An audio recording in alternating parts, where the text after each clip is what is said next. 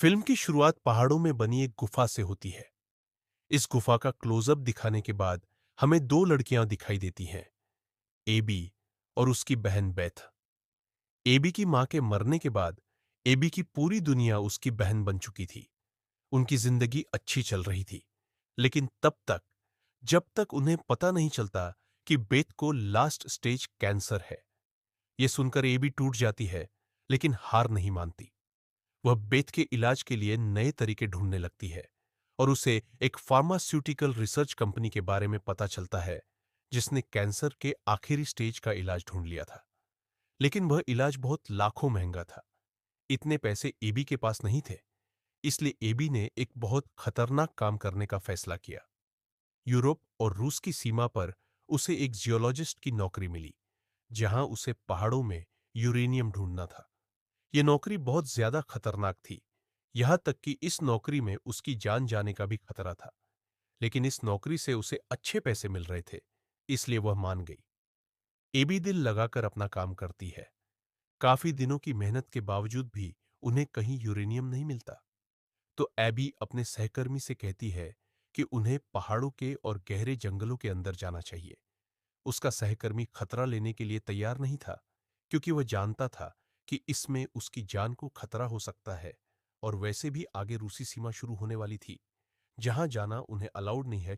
निराश होकर एबी वापस चली जाती है, और रात में एबी को उसके पिता का फोन आता है, जो उसे बता रहे थे कि बेथ की हालत और भी ज्यादा बिगड़ चुकी है। एबी को एक टेंशन यह भी थी कि कंपनी ने उसे कोई एडवांस नहीं दिया था, कम से कम जिससे वह अपनी बहन का इलाज शुरू करवा सके। वह जानती थी कि अगर उसे पैसे चाहिए तो उसे यूरेनियम ढूंढना होगा, इसलिए अगले दिन वह घने जंगलों के अंदर जाने का फैसला कर लेती है। उसके सहकर्मी ने उसे चेतावनी दी कि अंदर जंगली जानवर भी होंगे, और उसके सहकर्मी ने उसके साथ जाने से इनकार कर दिया था। इसलिए एबी उससे बंदूक ले लेती है और अकेले ही अपना सफर शुरू कर देती है। काफी देर चलने के बाद उसे अजीब सी आवाजें सुनाई देने लगती है। उसे लगा जैसे कोई जानवर उसके करीब है। उसने फौरन अपनी बंदूक तान ली, लेकिन तब उसकी नजर नीचे पड़े एक काले पत्थर पर गई। ऐसा लग रहा था जैसे आवाजें इसी पत्थर से आ रही हो। उसने ये पत्थर उठाया तो ये पत्थर उसे काफी कीमती लगा। ऐसा पत्थर उसने अपनी जिंदगी में पहले कभी नहीं देखा था। हालांकि वह एक जियोलॉजिस्ट थी, यानी जमीन और पत्थरों पर उसने अच्छी रिसर्च की हुई थी। एबी इसे अपने बेस में वापस ले जाती है, लेकिन इसके बारे में अपनी कंपनी को नहीं बताती, क्योंकि उसे यह पत्थर काफी कीमती लग रहा था, और उसने सोचा कि क्यों न इस पत्थर को बेचकर अपनी बहन के इलाज के पैसे कमा ले। उसी समय दोबारा उसे उसके पिता का फोन आ जाता है, जो उसे बता रहे थे कि बेथ की हालत और भी ज्यादा बिगड़ चुकी है। इसलिए एबी फौरन घर जाने का फैसला कर लेती है। जाते समय उसने अपने सहकर्मी को बताया भी था कि वह शायद यहां कभी वापस ना आए। वह हेलीकॉप्टर में बैठ जाती है और आधे रास्ते में एबी खिड़की के बाहर एक अजीब सी चीज नोटिस करती है, जो पहले तो उसे एक परिंदे का पर लगी, लेकिन जैसे ही हेलीकॉप्टर उससे टकराया और क्रैश होने लगा, तब वह समझी कि यह कुछ और था। वह बेहोश हो जाती है। जब उसे होश आया तो उसने देखा कि एक पायलट पहले ही मर चुका है और दूसरा बुरी तरह जख्मी है। वह उसे फर्स्ट एड देती है और फिर मदद बुलाने के लिए रेडियो से कनेक्ट करने की कोशिश करती है, लेकिन रेडियो नहीं मिला और हेलीकॉप्टर का कम्युनिकेशन सिस्टम भी तबाह हो चुका था। जैसे ही एबी को एहसास हुआ कि वह किसी को मदद के लिए बुला भी नहीं सकती, तो वह घबरा गई।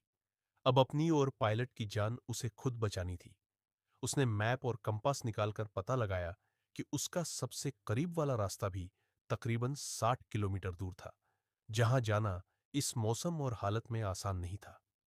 रात हो चुकी थी और रात में एबी ने आग जलाई इस उम्मीद में कि कोई उन्हें देख लेगा, और साथ ही पायलट को बचाने की पूरी कोशिश की, लेकिन उसकी किसी कोशिश का कोई फायदा नहीं हुआ। पायलट सुबह होने से पहले ही मर गया और आग भी किसी ने नहीं देखी और न ही कोई मदद आई। एबी समझ गई कि यहां रुककर मदद का इंतजार बेवकूफी है, इसलिए वह वहां से सप्लाई, खाने पीने की चीजें, एक बंदूक और रेडियो वॉकी टॉकी लेकर सफर पर निकल गई। वॉकी टॉकी के सिग्नल बैटरी लो होने की वजह से बहुत कमजोर थे। एबी ने हेलीकॉप्टर की बैटरी से इस वॉकी टॉकी को चार्ज किया और तभी उसे इसी वॉकी टॉकी में जॉन नाम के किसी आदमी की आवाज सुनाई दी। हैरानी की बात थी कि जॉन का हेलीकॉप्टर भी क्रैश हुआ था और वह भी करीब के इलाके में गिरा था। वह बताता है कि उसके पास एक झील है और एक जंगल है। उसकी हालत भी काफी खराब थी क्योंकि उसके शरीर के कई हिस्से काम नहीं कर रहे थे और उसकी टांग बुरी तरह जख्मी थी।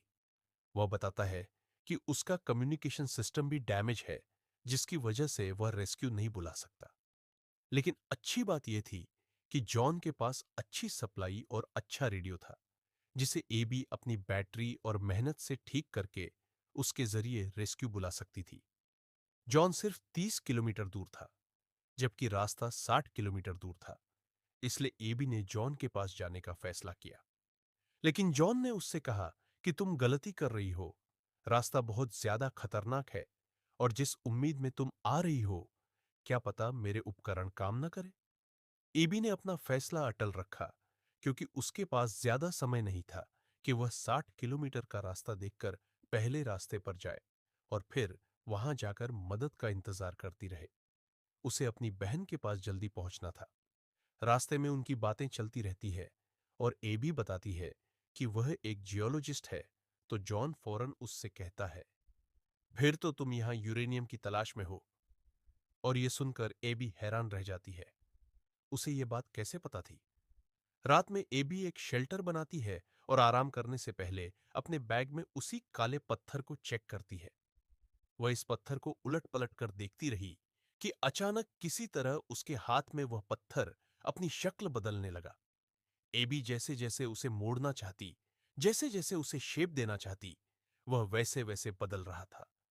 एबी और भी ज्यादा कंफ्यूज हो गई कि आखिर यह है क्या।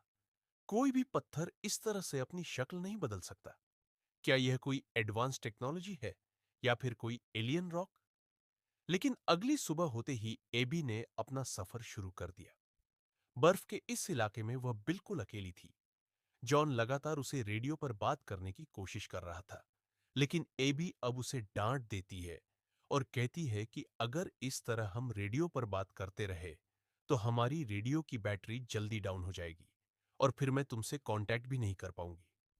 रेडियो बंद करके वह अपने सफर पर फोकस करने लग जाती है और अब उसके सामने एक नया चैलेंज आ जाता है कि उसे एक पहाड़ी चढ़नी है। जॉन ने उससे कहा, मैं याद रखूंगा कि तुमने मेरे लिए कोशिश की थी और प्रेयर भी करूंगा कि तुम्हारी बहन जल्दी ठीक हो जाए। एबी उदास हो गई। निराशा से उसने कहा कि वह भी ठीक नहीं हो रही। तब जॉन ने उसे समझाया, तुम हर किसी को नहीं बचा सकती एबी।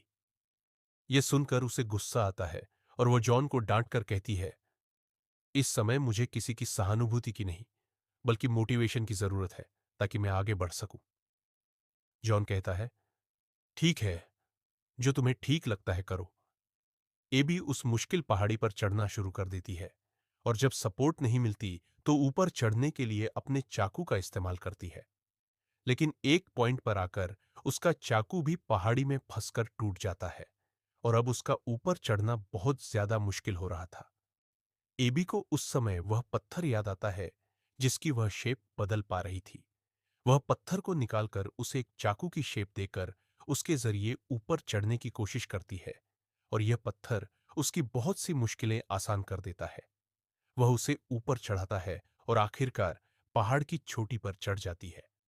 चोटी पर जाकर उसे महसूस हुआ कि नीचे उतरना और भी ज्यादा मुश्किल था। यह एक खाई जैसी थी। अगर वह गिर जाती तो मर जाती। उसने उसी पत्थर को अब लंबी रस्सी की शक्ल दी और उसके जरिए आखिरकार वह नीचे भी उतर गई। नीचे उतरते ही उसे फौरन जॉन ने कांटेक्ट किया और उसे बताया कि आगे रूसी सीमा है। अगर तुम वहां तक गई तो तुम्हें देखते ही गोली मार दी जाएगी। यह सुनकर एबी डर गई। वह पीछे मुड़ने ही लगी थी कि गलती से उसका पैर फिसल गया। पैर के नीचे से पत्थर सरके और वह भी फिसलकर नीचे जा गिरी और इस वजह से उसकी टांग भी बुरी तरह जख्मी हो गई। उसने अपनी टांग पर पट्टी बांधी और अपना सफर दोबारा से शुरू कर दिया क्योंकि उसे रुकना नहीं था। वह चलती रही यहां तक कि शाम होने लगी और आखिरकार उसे एक बस्ती दिखाई दी। एबी, जिसे मदद की बहुत ज्यादा जरूरत थी, वह फौरन उस तरफ बढ़ गई। लेकिन दुख की बात कि वहां पर एक इंसान भी नहीं था, वहां खाली घर थे। तो उसने रात यहीं गुजारने का फैसला किया। भूख उसे लगी थी। खाना तो उसे मिला, लेकिन वह खराब हो चुका था। वह अब अपनी जख्मी टांग की पट्टी करती है और अपने आप को गुम करने के लिए कुछ म्यूजिक चलाती है। अचानक उसे एक आवाज सुनाई देती है। उसने सोचा, शायद ये कोई जानवर है। उसने अपनी बंदूक तान ली। लेकिन जब उसने देखा, तो वह एक जख्मी रूसी सैनिक था। उस सैनिक के पास भी वही पत्थर था जो शक्ल बदल सकता था और कई काम भी कर सकता था। उसी समय सैनिक की वॉकी टॉकी से किसी ने कांटेक्ट किया। जिस आदमी ने बात की थी, उसकी आवाज बिल्कुल जॉन की आवाज से मिल रही थी। ये भी हैरान रह गई कि कैसे कोई एक इंसान उससे जॉन बनकर और सैनिक से कोई और बनकर बात कर सकता है। वह समझ गई कि यह सारी कहानी उस पत्थर के साथ जुड़ी हुई है। सैनिक की वॉकी टॉकी से वह जॉन से पूछती भी है कि आखिर तुम हो कौन और चाहते क्या हो। लेकिन अब वहां से कोई जवाब नहीं आता। खैर, अब वह इस जख्मी सैनिक की मदद करती है, उसकी पट्टी बदलती है और उससे पूछती भी है कि अगर तुम्हें मेरी मदद चाहिए तो मैं तुम्हें तुम्हारे बेस तक पहुंचा सकती हूं। सैनिक मान जाता है, क्योंकि वह भी रास्ता भटक कर यहां तक पहुंचा था। जॉन एबी से अभी तक कांटेक्ट में था, लेकिन ये लोग उसके इरादे नहीं जानते थे और ये दोनों ही अभी तक जख्मी थे और आगे बढ़ना दोनों के लिए ही मुश्किल हो रहा था। मजे की बात थी कि ये दोनों दुश्मन थे। एक यूरोप से था तो एक रूस से। लेकिन यहां पर ये लोग दुश्मनी नहीं दिखा रहे थे, क्योंकि दोनों ही जानते थे कि दोनों को एक दूसरे की जरूरत है। ये लोग आगे बढ़ते जा रहे थे और सैनिक का जख्म और भी ज्यादा बिगड़ता जा रहा था। यहां जॉन भी एबी को अजीबोगरीब बातें कह रहा था, जैसे वह उसके दिल में दूसरे सैनिक के लिए डर डालना चाह रहा हो।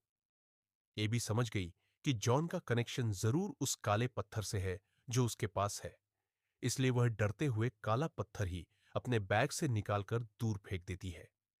लेकिन इसी दौरान वह देखती है कि सैनिक जो पीछे था, उसके पीछे की बर्फ टूट चुकी थी और वह झील में गिर चुका था। एबी मदद के लिए उसके पीछे जाना चाहती थी, लेकिन उसके पीछे से भी बर्फ टूट गई और वह भी झील के अंदर गिर गई। झील का पानी इतना ठंडा था कि उसने एबी के पूरे शरीर को जमा दिया, लेकिन एबी फिर भी अपने आप को संभालते हुए मुश्किल से ही सही बाहर निकल आई। चिल्ला चिल्लाकर उसने मदद की आवाजें लगाई। कोई उसकी मदद को नहीं आया। उसने अपनी मदद आप की और सारे गीले कपड़े उतारे ताकि उसके शरीर की गर्मी बरकरार रह सके। इस समय पर उसे जॉन की आवाज दोबारा सुनाई दी। उसने तो रेडियो की बैटरी तक निकालकर फेंक दी थी, लेकिन फिर भी वह जॉन की आवाज सुन पा रही थी। आखिरकार थकान और चोटों की वजह से उसे इस समय नींद आ गई। उसे अपनी बहन के साथ की सारी खूबसूरत यादें आ रही थी। कुछ देर बाद उसकी आंख हेलीकॉप्टर की आवाज से खुली। वह खुश हो गई। अपनी ताकत को जुटाते हुए वह आवाज की तरफ बढ़ने लगी। लेकिन जैसे ही वह आवाज की तरफ पहुंची, वहां कुछ नहीं था। अब एबी ने देखा कि वह एक गुफा के पास खड़ी थी। एबी की ताकत जवाब दे गई थी। उसके दिमाग ने काम करना छोड़ दिया, तो वह वहीं बेहोश होकर गिर गई। गिरते गिरते वह गुफा के अंदर चली गई और यह वही गुफा थी जो हमें फिल्म की शुरुआत में दिखाई गई थी। इस गुफा में गर्म पानी था जिसने एबी को नई जिंदगी देना शुरू की। इसी पानी में हम एक कंकाल को देखते हैं, यानी एक मरे हुए आदमी को देखते हैं जो पायलट की यूनिफॉर्म में था और उस पर जॉन का नाम लिखा हुआ था।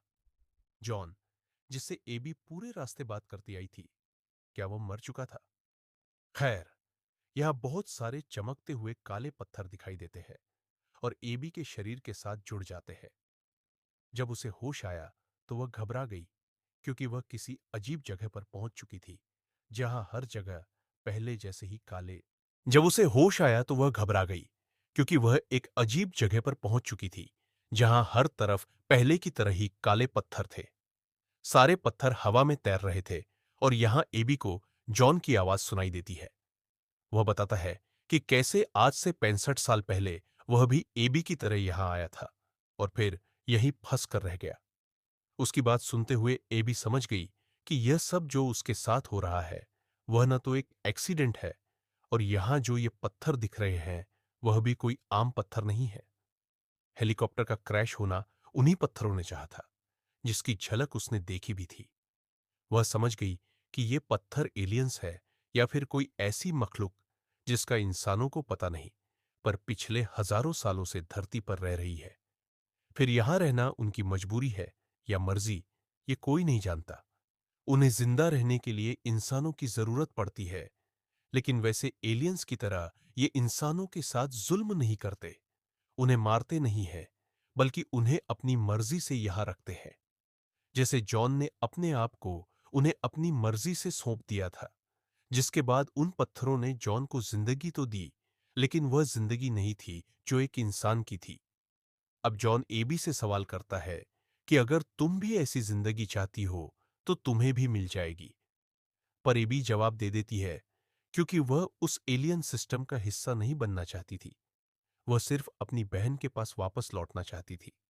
उसके कहते ही अगले ही पल वह जादुई तरीके से अपने घर के सामने खड़ी थी, इन सारी मुश्किलों से दूर।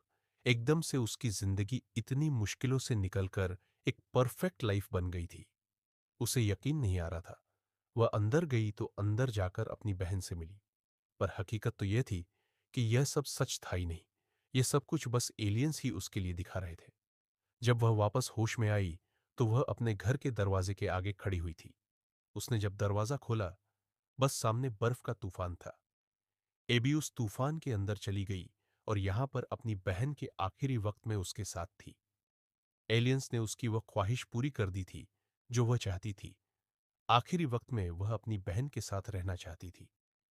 मूवी के आखिर में एबी अपनी बहन और अपनी मां के साथ थी, और उसने जॉन के कहने के मुताबिक मौत को भी एक्सेप्ट कर लिया था, और अब वह अपनी बहन की मौत के लिए तैयार थी। और बस उसी इमोशनल सीन के साथ यहां एंड हो जाती है।